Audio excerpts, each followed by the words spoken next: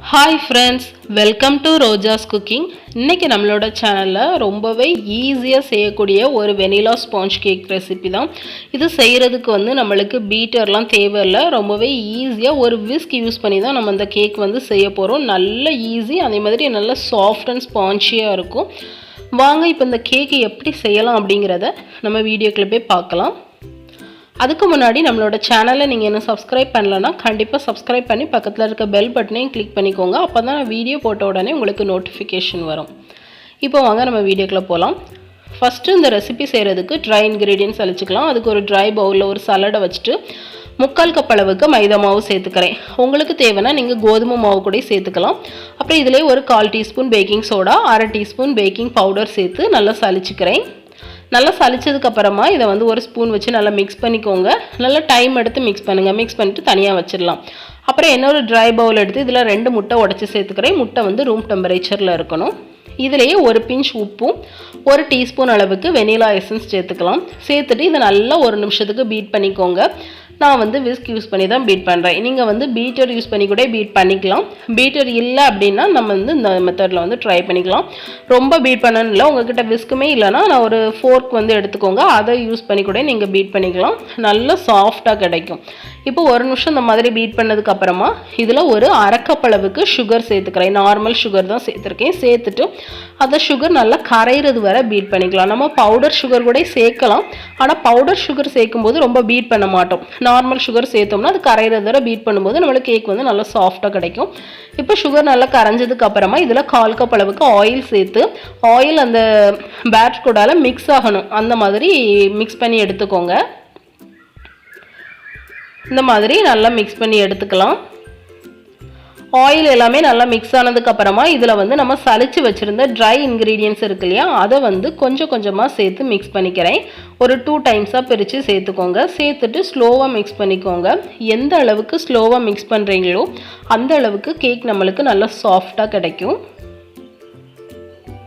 இப்போ பாருங்கள், நான் எல்லா ட்ரை இன்க்ரீடியன்ஸுமே சேர்த்துட்டு இந்த மாதிரி நல்லா மிக்ஸ் பண்ணிக்கலாம். இந்த மாதிரி நல்லா மிக்ஸ் பண்ணதுக்கு அப்புறமா இதில் ஒரு டேபிள் ஸ்பூன் அளவுக்கு லெமன் ஜூஸ் நான் சேர்த்துக்கிறேன்.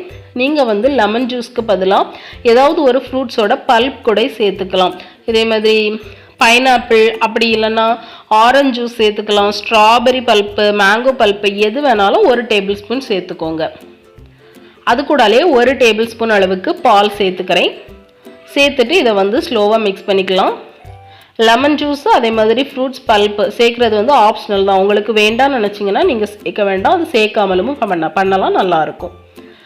இப்போ நான் இந்த மாதிரி எல்லாம் மிக்ஸ் பண்ணதுக்கப்புறமா ஃபைனலாக ஒரு ஸ்பேச்சுலா யூஸ் பண்ணி இந்த மாதிரி சைடில் உள்ள பேட்டர் அவ்வளோத்தையும் எடுத்து விட்டு இந்த மாதிரி மிக்ஸ் பண்ணிக்கிறேன். நம்மளோட கேக் பேட்டர் ரெடி ஆகிடுச்சு. இதை ஒரு 6 இன்ச்சு ஸ்கொயர் டின்க்கு மாற்றிக்கிறேன். டின்னை ஆயில் அப்ளை பண்ணி லைட்டாக ஃப்ளோர் டஸ்ட் பண்ணி எடுத்துருந்தேன். அதில் நம்மளோட கேக் பேட்டரை சேர்த்துடலாம். இதை 10 நிமிஷம் ப்ரீஹீட் பண்ண அவன், அப்படி இல்லைன்னா குக்கரில் உள்ளே வச்சு ஒரு 20லேருந்து 25 நிமிஷம் பேக் பண்ணி எடுத்துக்கலாம். அவனில் வைக்கிறீங்கன்னா 180 டிகிரி செல்சியஸில் பேக் பண்ணிக்கோங்க. குக்கர் அப்படி இல்லைனா கடாயில் வைக்கிறீங்கன்னா லோ ஃப்ளேமில் பேக் பண்ணி எடுத்துக்கோங்க. இப்போ நம்ம இதை பேக் பண்ணி எடுத்துகிட்டு வந்துடலாம். எனக்கு இது பேக் ஆகிறதுக்கு சரியாக 20 நிமிஷம் தான் ஆச்சு. ரொம்ப டைம் எடுக்காது. நம்ம இதை ரவுண்ட் பேனில் கூட சேர்த்துக்கலாம். இப்போ பாருங்கள், இந்த மாதிரி ஒரு டூத்பிக்கை குத்தி பார்த்தா நம்மளுக்கு மாவு ஒட்டலை. இதை நல்லா ஆற வச்சிடலாம். நல்லா ஆறுனதுக்கப்புறமா சைட்லலாம் ரிமூவ் பண்ணி விட்டுட்டு இதை வேற ஒரு பிளேட்டுக்கு ட்ரான்ஸ்ஃபர் பண்ணிக்கலாம். நல்லா சாஃப்டாக வந்திருக்கு. இனி இதை நம்மளுக்கு பிடிச்ச மாதிரி நம்ம பீஸ் போட்டுக்கலாம். உங்களுக்கு எந்த மாதிரி வேணுமோ அந்த மாதிரி பீஸ் போட்டுக்கோங்க. கேக் நல்ல சாஃப்டாக இருக்குது. உங்களுக்கு பார்க்கும்போதே தெரியும், ரொம்பவே சூப்பராக வந்திருக்கு. இந்த கேக் செய்கிறதுக்கு நம்ம பீட்டர்லாம் எதுவுமே யூஸ் பண்ணல. உங்கள்கிட்ட பீட்டர் இல்லை அப்படின்னாக்கி நீங்கள் இந்த மெத்தட் யூஸ் பண்ணிக்கலாம்.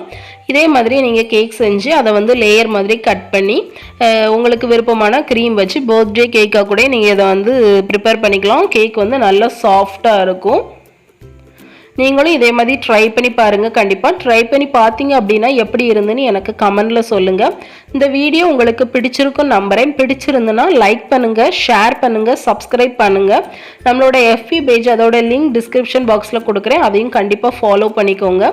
இன்னொரு இன்ட்ரெஸ்டிங்கான ரெசிபியோட உங்களுக்கு பிடிச்ச மாதிரியான யூஸ்ஃபுல்லான ஒரு ரெசிபியோட உங்களை மீட் பண்ணுறேன். பாய்.